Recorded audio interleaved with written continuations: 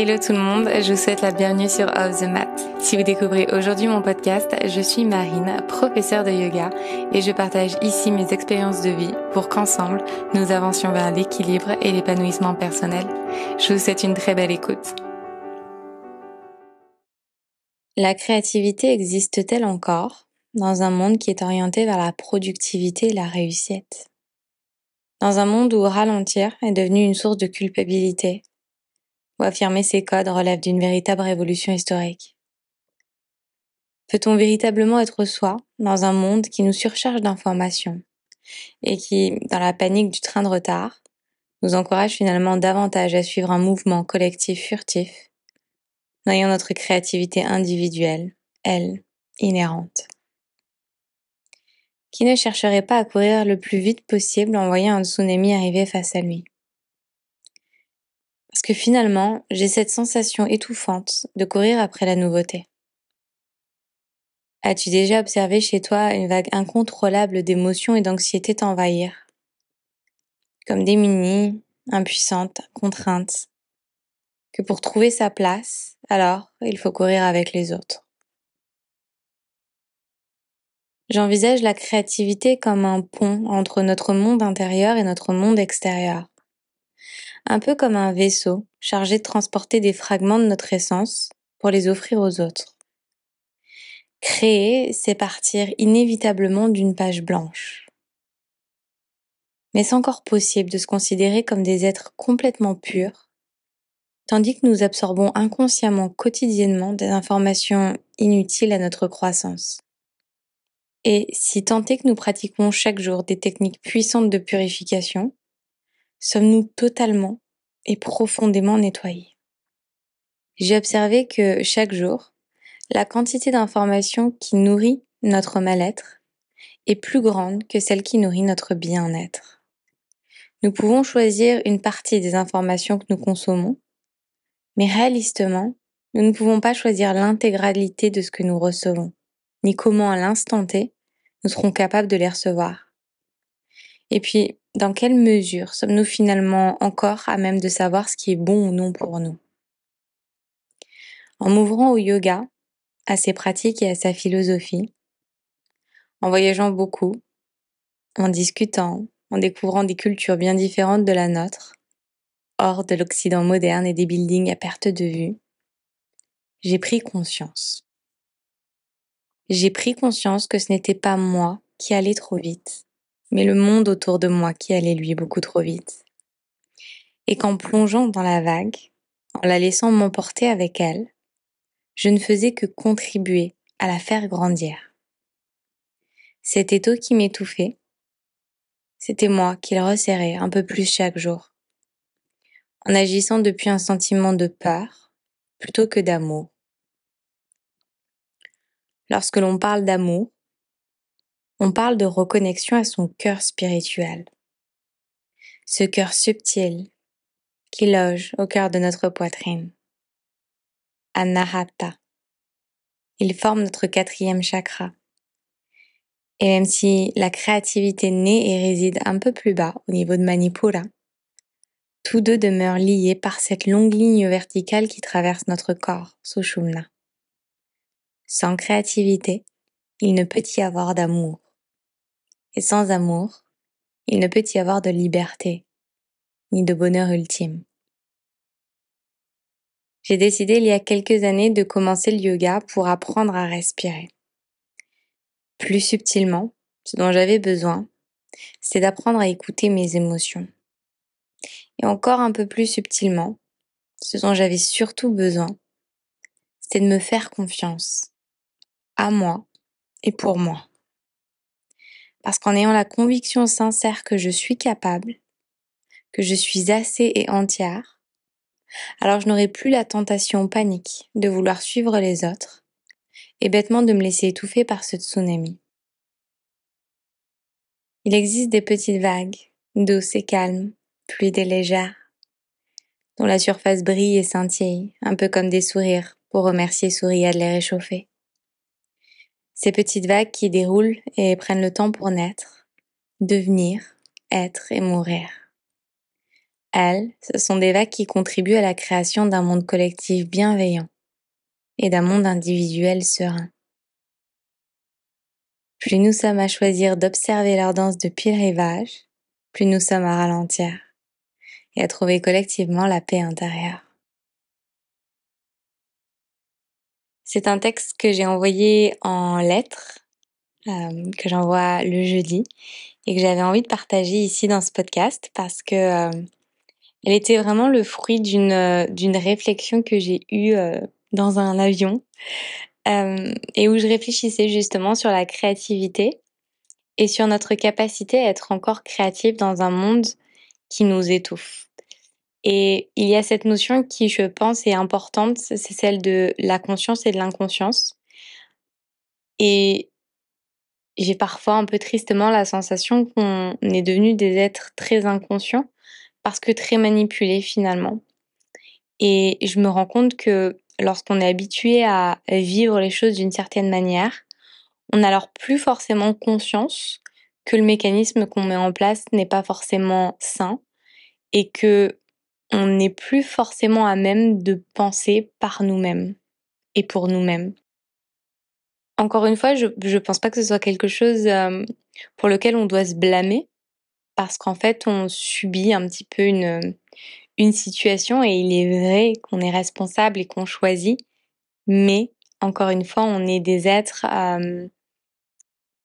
qui fonctionnent par mécanique. Donc, si on a été habitué, éduqué d'une certaine manière, alors on suit cette ligne et on n'a pas conscience qu'un autre monde existe. Vous savez, on ne peut pas dire que on a envie de quelque chose d'autre si on ne sait pas que ce quelque chose d'autre il existe. Et alors, on apprend le contentement de ce que l'on a. Et une fois qu'on connaît une expérience qui va être, on va dire, plus qualitative, qui va être meilleure, c'est là qu'on va commencer à voir sa propre situation, sa propre circonstance comme une mauvaise situation, alors que jadis, auparavant, quand on ne connaissait pas ce futur ou cette situation peut-être mieux, alors on se contentait, on était pleinement heureux. Et c'est ainsi qu'on va parler justement de contentement. Santosha, dans la philosophie du yoga, c'est apprendre à se contenter de ce que l'on a. Et finalement, dans le yoga, on nous enseigne et on nous guide vers cette reconnexion à notre essentiel, à notre essence, à cette pureté. Et c'est pour ça que je parle beaucoup aussi souvent de se déposséder des choses immatérielles qui finalement vont nous encombrer, vont nous empêcher d'être complètement connectés à cette racine et à cet essentiel. Alors je ne dis pas qu'il ne faut pas consommer parce qu'on est dans un monde de consommation et je pense que dans cette société, et après ça va dépendre du style de vie qu'on va choisir, mais je pense que vous qui m'écoutez, il y a un moment, je dis pas il faut, mais on va avoir besoin de contenter ce plaisir justement parce qu'on a besoin de se faire plaisir, on a besoin de sentir qu'on appartient, on a besoin de reconnaissance aussi en tant qu'être humain. Et parfois la reconnaissance, elle va passer par de la possession matérielle et c'est ok. On n'est pas là pour être parfait, on n'est pas là pour être des modèles en termes de minimalisme, en termes de sous-consommation, etc., etc. Je pense que faire de son mieux dans tous les cas, quel que soit le domaine, c'est la clé en fait. Faire de son mieux et savoir qu'on fait de son mieux, c'est déjà très bien. Si chacun faisait de son mieux, déjà, je pense qu'il y aurait des grands changements dans l'humanité, dans le monde. Donc se reconnecter à son essence pure, finalement, c'est donc se débarrasser de toutes ces choses qui ne nous servent pas. Et une fois qu'on est vraiment connecté à son essence pure, à quoi on est connecté finalement? On est connecté à son intuition. On est connecté à cette voix en fait qui est en nous. Et je parlais dans ce texte, je parle de vagues. Et j'ai bien aimé en fait. Enfin moi en tout cas c'est une image qui m'a bien parlé, de faire cette analogie avec le tsunami, avec quelque chose qui vraiment t'étouffe parce que c'est étouffant en fait quand il y a trop d'informations, que ce soit des informations en termes de bruit, que ce soit des mots, que ce soit des sons, mais aussi des informations en termes de quantité de choses qui vont se passer dans notre vie, dans notre quotidien, aussi bien perso que pro. Tout ça, ça nous étouffe et plus on arrive finalement à créer de l'espace, à créer du vide, plus on a la possibilité de s'écouter soi. Et je pense que ça marche vraiment dans tout et dans tous les domaines. Et en parvenant à se reconnecter à soi, en se détachant finalement de ce flot d'informations qui nous noie, et je pense d'ailleurs que les réseaux sociaux sont l'illustration parfaite de ce tsunami d'informations. Je ne sais pas vous, mais moi ça m'arrive souvent d'ouvrir Instagram et d'un coup, donc de scroller un petit peu, et au bout de quelques minutes, si c'est moins en fait vraiment, de me sentir d'un coup envahir de beaucoup trop d'informations qui me servent à rien en fait et avoir la sensation de d'accumuler des informations qui au contraire me tirent vers le bas et qui me créent presque une forme de d'habitude ou de mécanisme un peu addictif, mais qui n'est pas sain du tout parce qu'une fois que j'ai cette prise de conscience, je me rends compte que il y a rien de positif en fait qui en dégage. Dès lors que justement qu'on perd le contrôle finalement de l'axe qu'on est en train de faire, forcément il y a quelque chose de malsain, il y a quelque chose de toxique à arrêter en fait immédiatement. Et moi c'est un peu comme ça que je vois les réseaux sociaux, si on n'est pas dans un état de pleine conscience. Et éviter justement de cultiver, de nourrir ces mécanismes-là. Donc là, c'est un exemple, c'est les réseaux sociaux, mais il y en a sûrement plein d'autres et peut-être que toi qui m'écoutes, tu vas penser à quelque chose de spécifique dans ta vie qui va justement venir étouffer un petit peu, cet espace qui est ton espace intérieur et qui va finalement t'empêcher d'être connecté à qui tu es vraiment. Et ce qui tu es vraiment, c'est là que va naître ta créativité. La créativité, je vois vraiment je la vois vraiment comme quelque chose qui naît d'un état pur, d'une toile complètement blanche. La créativité, elle n'a pas besoin d'être nourrie, d'un monde extérieur. Moi, c'est comme ça que je le vois. Alors oui, on est inspiré, consciemment, inconsciemment, par ce qui nous entoure, mais finalement, pour moi, la créativité, c'est l'expression de ton essence, c'est l'expression de qui tu es, toi individuellement, parce que tu es complètement unique. Et j'ai la sensation qu'aujourd'hui, parce que on est un monde qui est dominé par les réseaux sociaux, on est un monde qui est dominé par de la surinformation. Et comme il y a de la surinformation, on a la sensation que il faut que nous on fasse de la surinformation. Du coup, il va falloir qu'on fasse de la surproduction de contenu, qu'on ait la sensation qu'on doit toujours être en permanence intéressant, qu'on doit toujours partager, qu'on doit être dans le plus, plus, plus, plus, plus.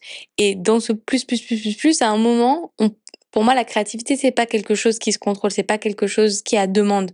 Je dis pas, ok, je vais me poser, je vais être créative et bam, il y a tout qui va naître. Non, il y a un moment, en fait, c'est juste, va avoir cette vague qui va naître en moi et je vais être à l'écoute parce que je suis tellement connectée à moi-même que je peux écouter cette créativité. Mais si tu es en permanence dans ce go, go, go, go, go et dans cette idée de te dire, ok, il faut que je crée 15 images par exemple ou 15 posts, je ne sais pas quoi, c'est plus de la créativité, c'est plus de l'intuition, c'est de la productivité pure. Et dans quelle mesure finalement on peut être vraiment créatif et on peut être vraiment soi et vraiment unique quand finalement on est juste dans une recherche de productivité et de toujours plus. Ralentir, se reconnecter à soi, faire des choses qui vont justement servir notre âme, se reconnecter à la nature, prendre des jours off, passer du temps hors des écrans, etc. Pour moi, c'est tout ça qui nourrit la créativité parce que c'est tout ça qui nous aide à nous reconnecter à qui on est, à nos pensées, à nos envies, à tout ça, à tout ce qui nous inspire. Alors, est-ce qu'on peut encore être créatif dans ce monde moderne dans lequel on évolue aujourd'hui? Je dirais oui et non. Hem, je dirais oui au sens où peut-être qu'avec ce que je viens de te partager, tu vas te dire: «OK, j'ai envie de me détacher maintenant de ce que je vois et de plus projeter mon identité sur celle des autres, mais au contraire, me détacher de ce que je vois en me disant que finalement c'est en train de noyer qui je suis». Vous voyez? C'est peut-être de se dire: «OK, ce que je reçois, est-ce que finalement c'est quelque chose de positif au sens est-ce que c'est quelque chose qui me fait du bien? Ou au contraire, est-ce que c'est quelque chose qui m'oblige un petit peu à m'oublier?» Et non, au sens où, encore une fois, c'est difficile. C'est difficile parce que on est dans une société qui est dure avec nos petits êtres émotionnels. C'est une société qui nous pousse à, mmh, à être dans cette surenchère pour avoir la sensation qu'on mérite un sentiment d'appartenance alors que de nature, de naissance, on appartient en fait, on fait tous partie de cette communauté, on fait tous partie de cette grande famille et on n'a rien à prouver en fait. C'est pas parce qu'on fait plus, c'est pas parce qu'on gagne plus ou c'est pas parce que on voyage plus, ça n'a rien à voir en fait. Le bonheur il se trouve pas là et la suffisance, le contentement, ça se trouve pas là. On, Moi-même, vous voyez, qui crée sur les réseaux sociaux et qui voyage beaucoup, etc. J'ai souvent la sensation de cultiver cette idée-là, que peut-être tout est beau, tout est parfait, etc. Alors que non, en fait, pas du tout. Euh, et mon bonheur, il est à un endroit, mais ça veut pas dire que ton bonheur ou votre bonheur, il sera à ce même endroit. Parce qu'en fait, la définition du bonheur, elle est pas dans... Et là, c'est un exemple que j'ai donné par rapport à une destination, à un lieu, mais ça peut être vraiment un autre concept, une autre idée. Mais finalement, le bonheur, mon bonheur, ou en tout cas, je l'ai pas trouvé dans un lieu, une destination pour les les assets que cette destination elle a, mais plus pour l'attachement émotionnel peut-être que j'y ai trouvé pour définir mon bonheur. Et je pense que finalement, tout part de là, que ce soit la créativité, le bonheur, l'amour, tout part de comment toi tu vas définir ton bonheur, comment tu vas définir l'amour pour toi, tel que tu en as besoin, tel que tu le veux, et comment tu vas définir toi la créativité. Et dès lors que tu vas être aligné avec la définition que toi tu en fais, alors tu sauras trouver l'harmonie et tu sauras trouver la paix avec tes choix. J'espère que ces mots résonneront en vous et qu'ils vous inspireront dans votre chemin de vie. Si cet épisode vous a plu, n'hésitez pas à écouter le reste de la playlist et à rejoindre dès aujourd'hui Luna, une communauté bienveillante que j'ai à cœur de guider chaque semaine vers le bien-être et la pensée positive au travers de mots doux inspirants. Encore merci pour votre écoute et je vous dis à très vite.